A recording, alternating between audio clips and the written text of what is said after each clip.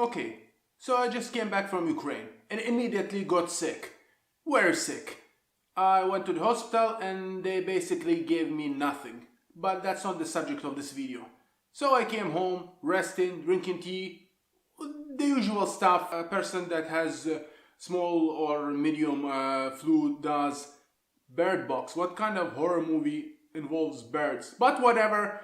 I just woke up, I'm not in the mood, but okay, I'll drink my tea and watch it to waste some time before I do something more productive. I thought to myself, we fire up Netflix, start the movie, and you know what?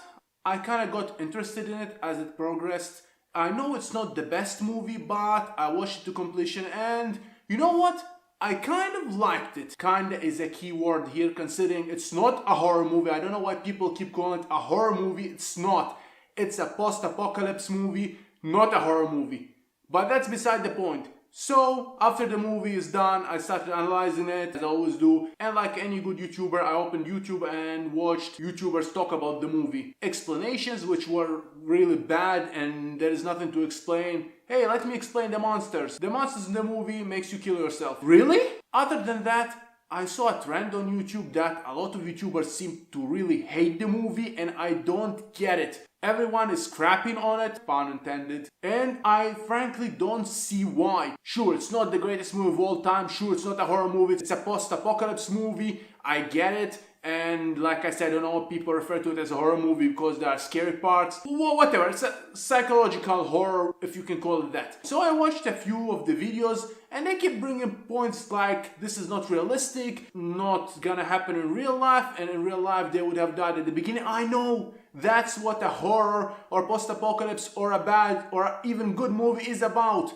That stuff you have to let go in your mind. You have to let go of some logic in order to believe and enjoy a movie. And that's what I did. I don't know, I was too sick to realize what was happening, but I was enjoying it. Sure, maybe if I was watching the movie expecting it to be realistic and actually good, I would have been disappointed, but I was like, I don't care. Bird Box, okay, whatever. I don't know why I keep imagining that's called Birdhouse for some reason. I don't know why. But anyway, let's quickly go through the movie. So the start of the movie, there is this pregnant girl. She is kind of lonely and depressed and pushes people away. Her sister joins her and she said that there is some outbreak going on in Russia, and she responds like, who cares? I care! Ukraine is next to Russia, of course I'm gonna care.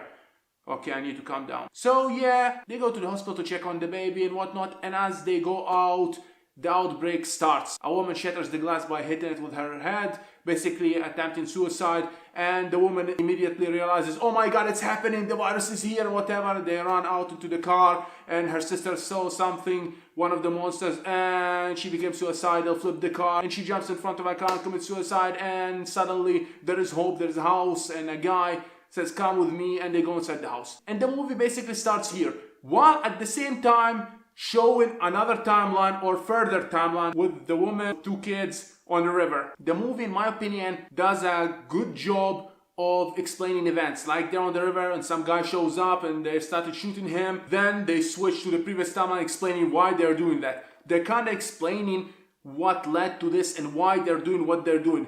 Although it's not the greatest explanation, but it's not bad. I don't know why people hate this. Maybe they were expecting something better, but I wasn't expecting anything, so I was entertained at least for an hour or so. But anyway, let's get back to the movie. As time progresses, they need supplies and start dying one by one.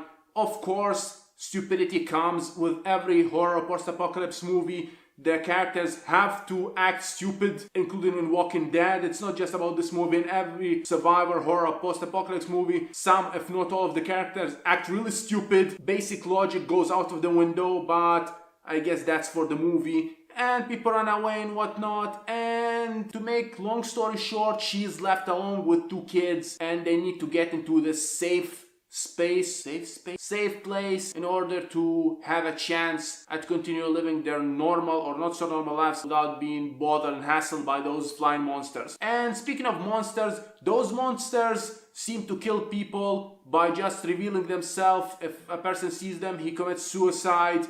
They are not physically attacking them, so people have to not look or blind themselves, although they could just walk with their head down, but I assume the monsters can calm down and reveal themselves. A smart guy tried watching the monsters through a monitor, which doesn't make any sense, and he was like, trust me guys, I have this great idea, I'm gonna watch them through a monitor, and he dies. So I'm not sure. The whole concept is not, I'm not so big on this whole concept, see them and die. If I were the director, I would have made it a bit different, like you would die instantly, not by suicide, like you see them and something goes in your brain and you die, or they physically can attack you, but as the movie showed, they cannot touch you. So I don't know why they were panicking at some point and running, jumping and hiding, because the monster cannot physically touch you. Just don't listen to them and don't remove your blindfold. Just don't look at them. Which brings us to the amazing part of how the woman with her 2 kids managed to make it from one part of river to another one in 3 or 4, I don't remember, days without looking. They somehow swam and made it to the door of that safe house, and surprise, surprise, it appears to be a house for the blind, and they lived happily ever after, I assume. I was disappointed that they did not show the origin of the monsters, nor the monsters themselves. I like explanations in movies, if not everything, at least some part, where they came from, why, what is happening. Some people like it this way, but I don't. Some people like the element of surprise and mystery. I like explanations.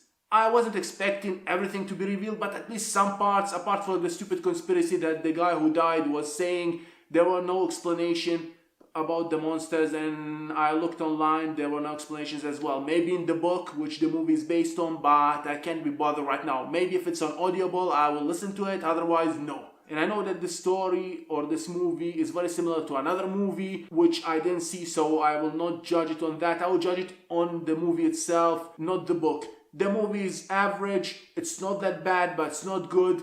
There were a lot of mistakes, and the whole concept of look at the monsters, you die, while it's kind of new, if you don't include the other movie or the book, I was not big on it. But yeah guys, I don't know why everybody seems to hate it. Just enjoy it for what it is. It's a quick project or a quick movie in my opinion. If you don't like it halfway through, just don't watch it, I guess. It's not that great, it's not Evil Dead, it's not Mad Max. Like I said, I see no reason why people constantly crap on it. It's unrealistic and the concept itself is flawed, but enjoy it for what it is. Stop thinking logically for a few seconds and enjoy the movie for what it is. Of course, things could have been better, showed the monsters perhaps, or made the person who sees one die instantly without being suicidal.